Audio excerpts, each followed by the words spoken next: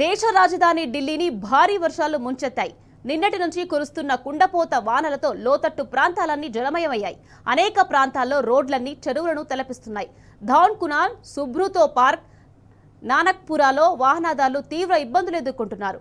వర్షాలు, వరదల తాకిడి నగర నలుమూల కిలోమీటర్ల వేల ట్రాఫిక్ నిలిచిపోయింది. పలు కాలనీల్లో చెట్లు విరిగిపోయి కరెంటు సరఫరా నిలిచిపోయింది.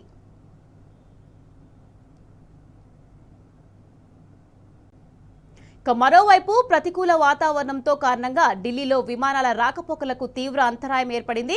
దాదాపు 200కు పైగా విమానాలు ఆలస్యంగా నడుస్తుండగా మరికొన్నింటిని దారి మళ్లించినట్లు అధికారులు వెల్లడించారు. ఈ నేపథ్యంలో దీంతో ప్రయాణికులకు అడ్వైజరీ జారీ చేసింది ఎయిర్పోర్ట్ రూట్లో అండర్ పాస్లు నీట మునిగాయి. దీంతో డజన్ల కొద్ది కార్లు, బస్సులు నీట మునిగాయి.